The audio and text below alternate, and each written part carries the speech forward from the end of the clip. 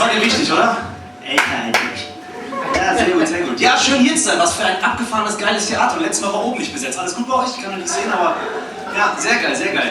Ganz kurz eine Geschichte, die ich mit euch teilen will, die ist nämlich gestern Abend erst passiert. Und zwar ist mir aufgefallen, umso älter ich werde, umso unfairer werde ich, glaube ich. Und zwar war ich mit meinem Vater gestern Abend im Restaurant und mir ist aufgefallen, dass ich es liebe, wenn ich Essen genieße, aber ich hasse es, wenn mein Vater das macht.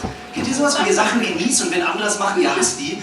Dann sitze ich so da und ich hatte so ein leckeres Rumpsteak, ne? Oder für die Vegetarier unter euch einen großen Pilz. Und Comedy mit allen warm halten. Auf jeden Fall spiele ich dann irgendwie so meinen Kräuterbutter auf meinen Steak, Champignonpilz und dann schneide ich so, und ihr werdet den Moment kennen, ne? Dann steckt ihr das so in den Mund und von alleine macht ihr so...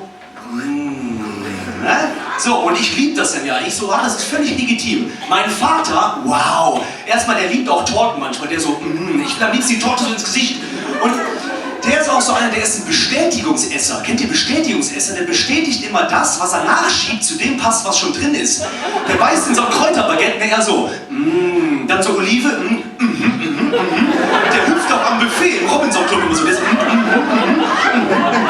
Horror. Okay, das war die Geschichte, die gestern Abend passiert ist. Ich weiß nicht, wie lange das dauert. Dann habe ich euch noch was mitgebracht. Und zwar frage ich mich ganz oft im Alltag, das werden viele von euch auch kennen, warum gibt es Sachen, die ich nicht machen will, dann mache ich die aber trotzdem, weil ich denke, ich muss. Kennt ihr das?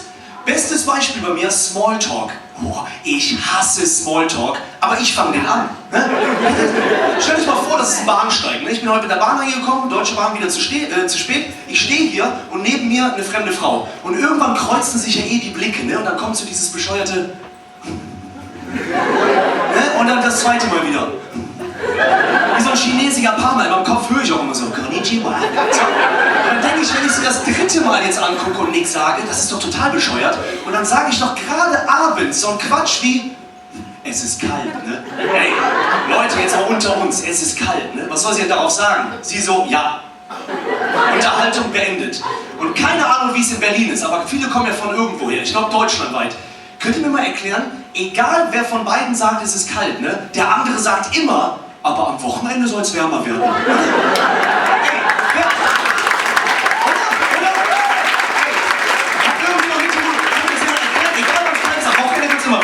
Was bringt das für die kalten Füße in dem Moment? Nix. So, gerade eben waren wir bei meinem Vater und Horror.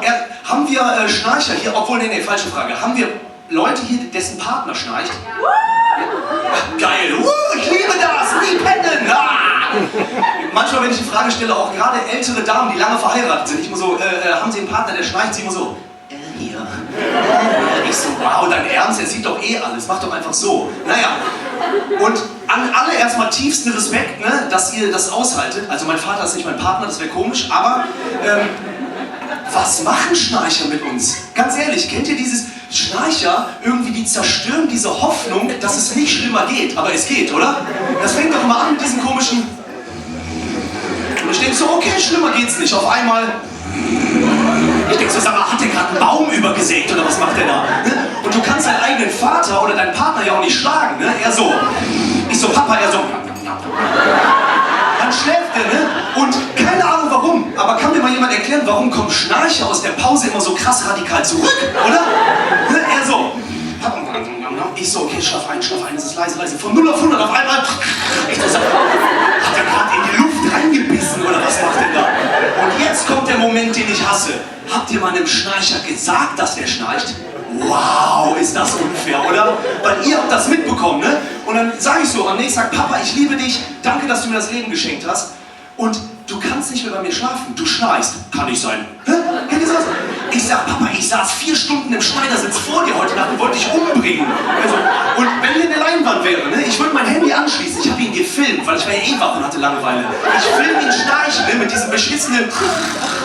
Ich so, guck hier, er so, Fotomontage, heute ist alles möglich. Ich dreh durch.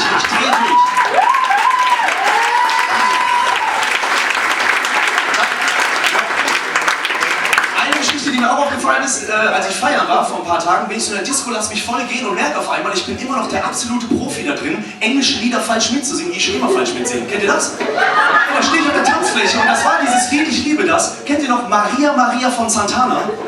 Was singen die da? Oder? Das geht doch mal los mit diesem I'm going up a hit Mama Jola, I'm going up a hit Mama Jola. Ich denke, was? Ne? Danach kommt Maria. Wer das nicht verstanden hat, kompletter Hohlkopf, sorry. So, und dann höre ich immer Schickemani in the West Side Story. Ey Leute, Schickemani in the West Side Story, wenn ich das mal Otto Walkes-mäßig übersetze, war schickes Geld in der West Side Story drin. Und danach höre ich immer Call it up with Spanish, hallo. Und ihr müsst ja überlegen, mir ist das super peinlich, dass ich den Text nicht kann, ne? Und wenn ich mit einer Frau im Club tanze, oh, ist die dünn, ich hasse Heidi Klum. So, auf jeden Fall, mir ist es ja peinlich, wenn ich mit, und die ist auch viel zu klein. So, und mir ist es ja total peinlich und dann halte ich die Hand immer vor den Mund, ne? Und ich so, call it up with Spanish. Aber danach kann ich den Text, du willst der Frau ja beweisen. Und ich so, and she's living the life just like a movie star. Und sie so, wow, schöne Weisheitsszene, aber gebumst wird halt nicht mehr. Danke sehr.